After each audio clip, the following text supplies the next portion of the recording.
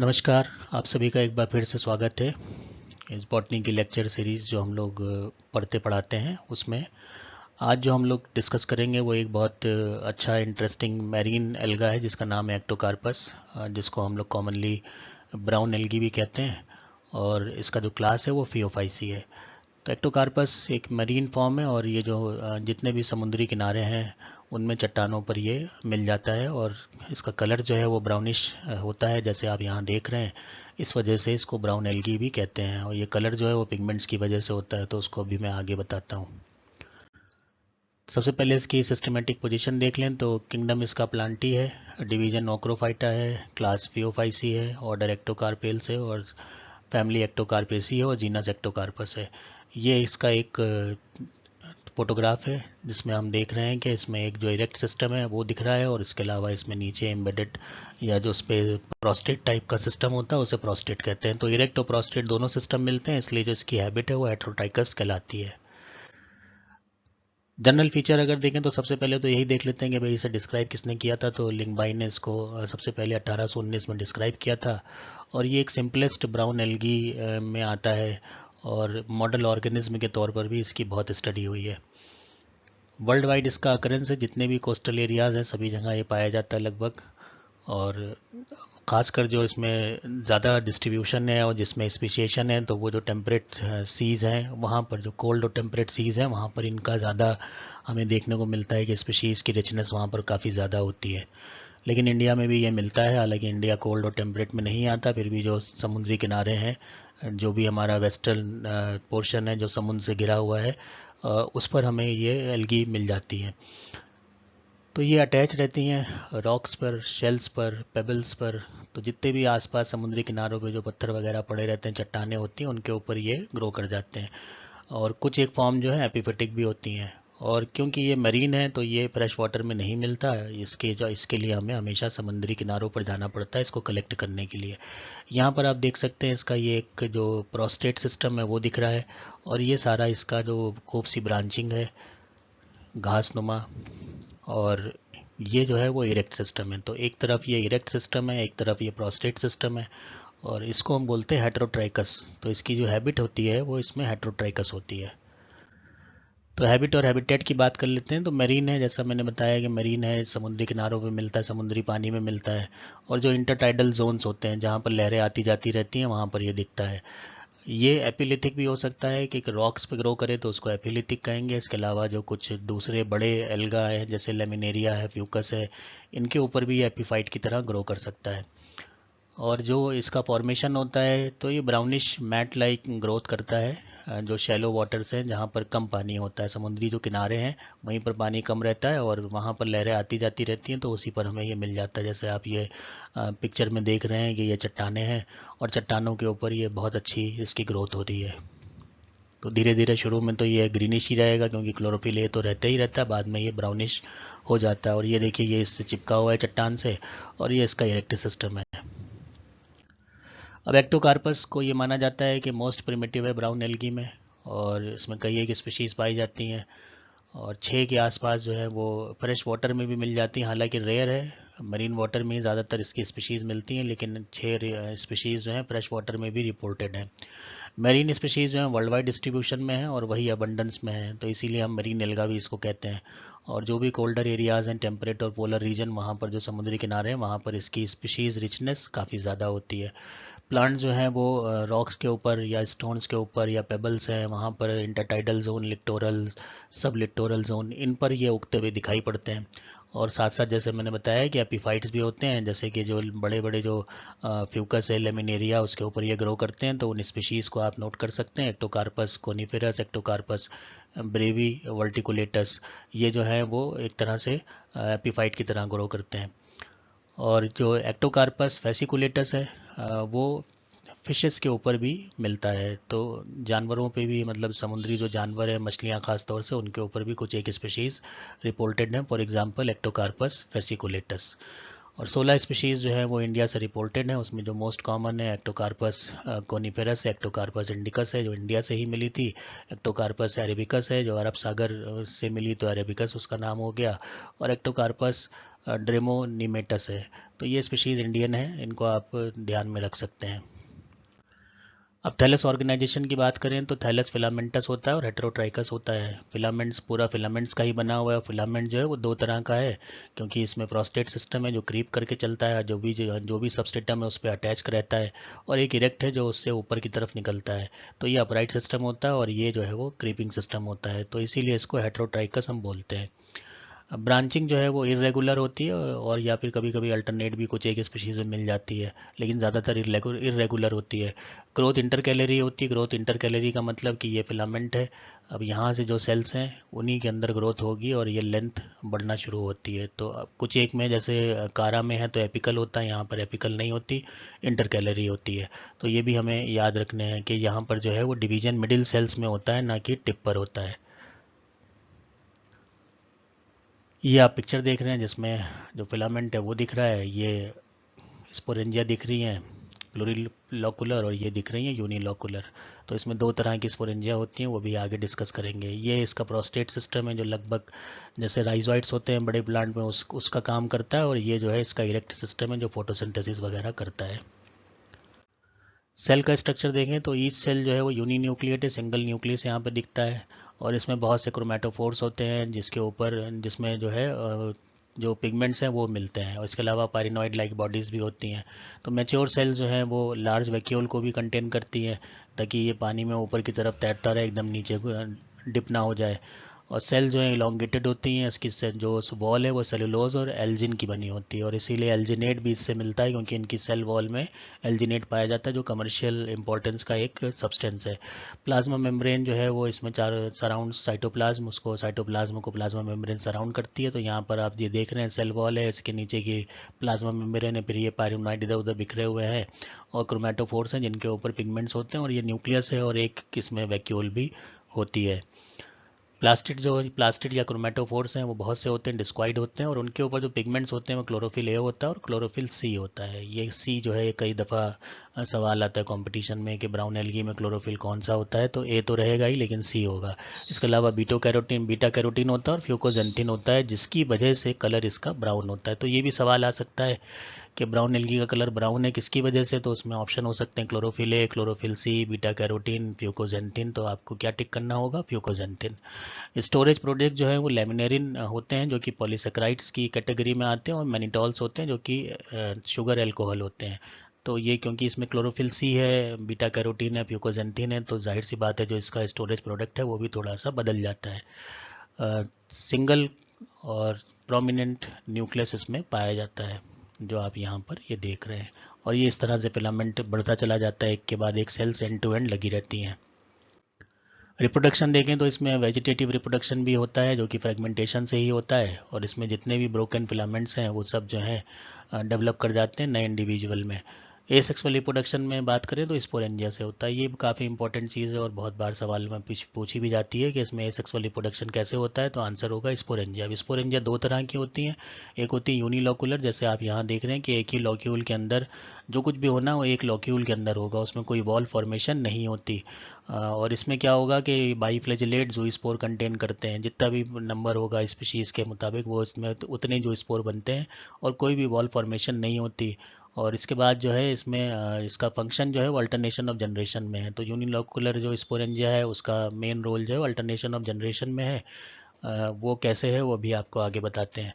फिर है प्लूरीलोकुलर स्पोरेंजिया, तो ये यहाँ पर आपको दिख रही है प्लूरीलोकुलर, और इसमें आप देख रहे हैं कि ये छोटे छोटे आपको क्यूब लाइक स्ट्रक्चर दिख रहे हैं।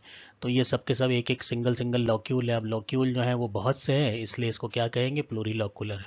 यहाँ पर लॉक्यूल जो है वो एक है, तो इसको कहेंगे यूनिलोकुलर।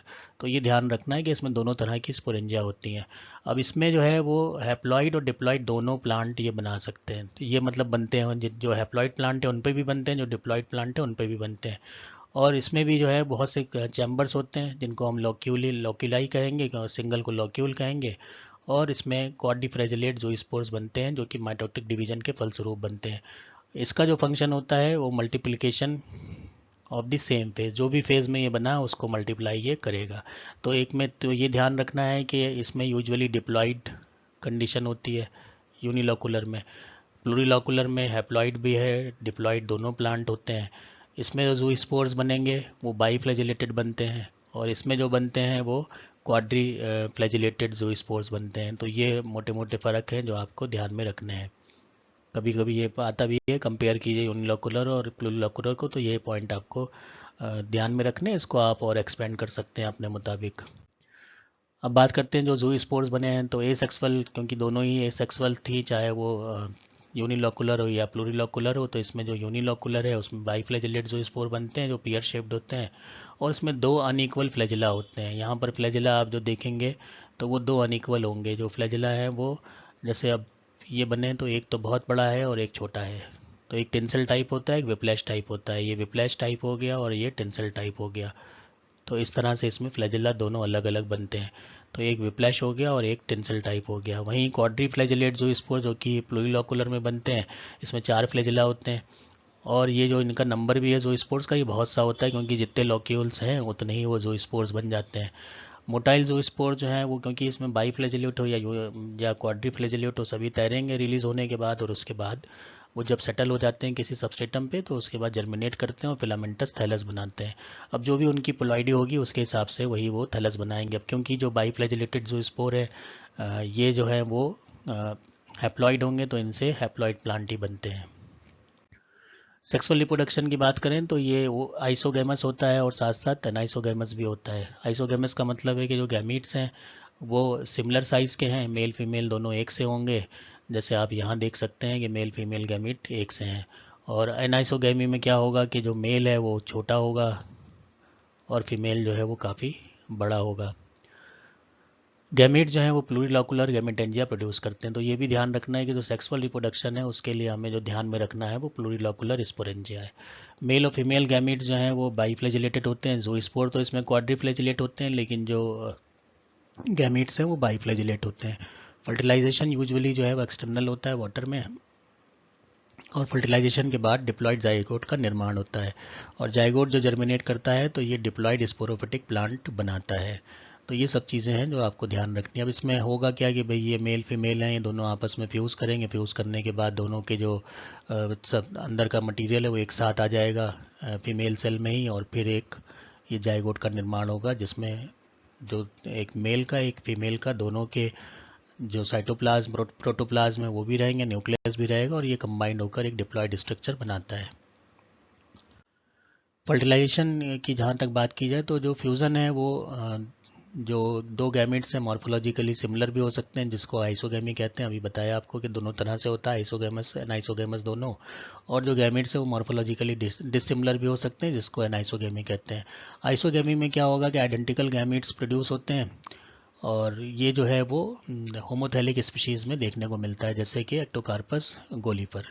और एनाइसोगैमी जो है उसमें डिफरेंशियल गैमेट्स होते हैं। देखने से पता चल सकते हैं कि ये गैमेट मेल है और फीमेल है, और उसके बाद ये डिफरेंट गैमेटेंजिया में होता है, जो कि हेट्रोथैलिक स्पीशीज़ में होता है, एक्टोकार्पस सिकंडस।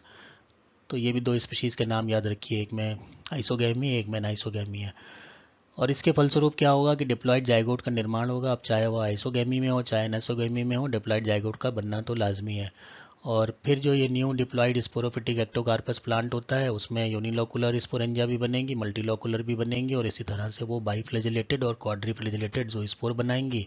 और बाद में जो प्लूरिलोकुलर स्पोरेंजिया है वो गैमीट्स बनाएगा। तो इस तरह से ये लाइफ साइकिल चलती रहती है। तो ये लाइफ साइकिल आप देख सकते हैं, प्लूरिलोकुलर का एक एग्जांपल लेके यहाँ पे बना हुआ है कि प्लूरिलोकुलर ये गैमेटेंजियम है, जिसके अंदर जितने भी ये कॉलम छोटे छोटे दिख रहे हैं क्यूब लाइक सेल्स, सभी के सब जो है वो मेटामॉर्फोसिस करके इस तरह से ये गैमीट्स बनाएंगे। और ये गैमीट्स जो है वो आइसो भी हो सकते हैं, नाइसो भी हो सकते हैं, डिपेंडिंग अपॉन द स्पीशीज़। उसके बाद आप देखिए कि यहाँ पर क्लम्प फॉर्मेशन एक होता है, ये भी करेक्टरिस्टिक होता है। क्लम्प फॉर्मेशन में होता क्या है कि एक फीमेल गैमीट होता है जो थोड़ा सा बड़ा होगा, और उसके चारों तरफ जो है वो ढेरों मेल गैमीट अपने एक जो फ्लैजिला है उससे अटैच कर जाते हैं उसकी वॉल से। फिर इनमें से कोई एक जो है वो सक्सेसफुल होता है फर्टिलाइजेशन करने में, और इस तरह से फिर ये फर्टिलाइजेशन होता है, और फिर हम देखते हैं कि जाइगोट का निर्माण होता है, जिससे नया प्लांट बनता है जो कि डिप्लॉयड होता है। तो लाइफ साइकिल अगर एक्टोकार्पस की देखें तो इसमें डिप्लॉयडी हैप्लॉयडी दोनों फेजेस आ रही हैं। लेकिन ये होती आइसोमॉर्फिक है। तो ये भी याद रखना है कि isomorphic alternation of generation Ectocarpus में मिलती है, क्योंकि जो स्पोरोफाइट है और जो गैमेटोफाइट है वो मॉर्फोलॉजिकली सिमिलर होता है।